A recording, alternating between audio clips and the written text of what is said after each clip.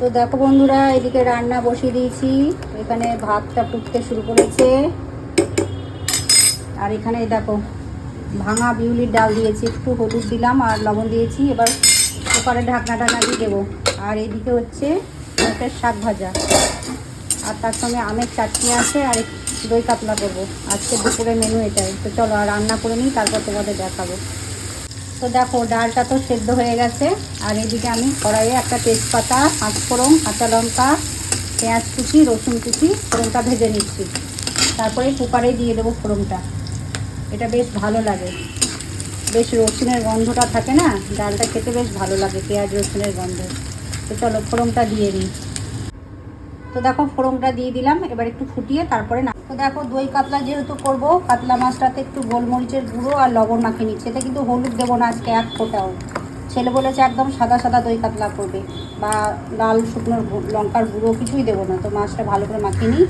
এদিকে কাজু, গোটা পোস্ত আমি জলে ভিজিয়ে রেখেছি, পেস্ট করে নেব। এদিকে আদা, রসুন আর পেঁয়াজ পেস্ট করেছি। এদিকে সব রেডি করে নিচ্ছি। এখানে আমার টক দই আছে। তো চলো মাছটা আগে হালকা করে ভেজে নেব। তো দেখো তেল গরম হয়ে গেছে। এদিকে মাছগুলো আমি হালকা করে ভেজে নেব।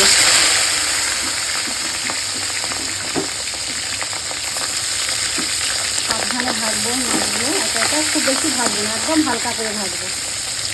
দেখো এখানে কপি থাকে আর এখানে কপি ভেজে নেবো। একটু বেশি করে করবো, মানে আজকাল যেন দুদিন হয়ে যায়। ছেলে বলে একটু বেশি করে করবো। আর ঠিক আছে।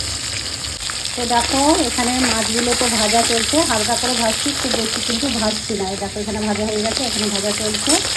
আর এখানে আমি সব রেডি করে দিয়েছি। দেখো কাজু আর পোস্তটা পেস্ট করলাম, এখানে দইটা ফেটিয়ে রেখেছি, টক দই।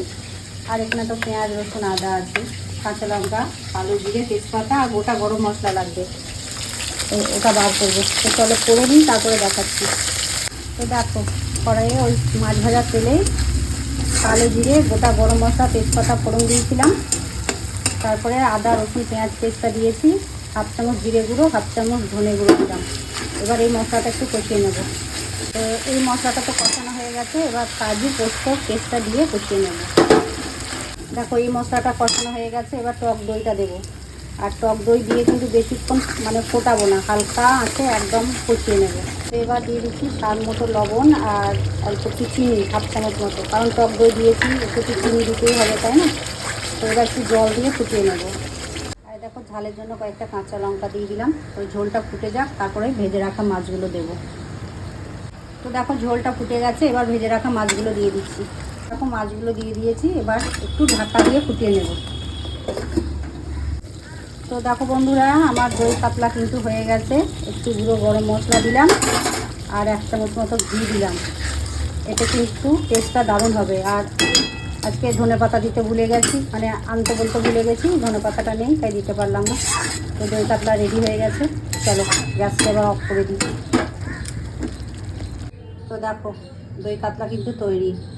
কেমন লাগলো রেসিপিটা বন্ধুরা দই কাতলার, অবশ্যই কিন্তু কমেন্ট করে জানাবে। দেখো বন্ধুরা রান্না কমপ্লিট হয়ে গেছে। গরম গরম ভাত নামালাম এখানে। আর এখানে এই দেখো বিউলির ডালটা হয়ে গেছে, শাক, আর এই দেখো দই কাতলা, আর এই যে আমের চাটনি। তো এই ছিল আমাদের দুপুরে লাঞ্চের মেনু আজকে। চলো টাটা সবাইকে।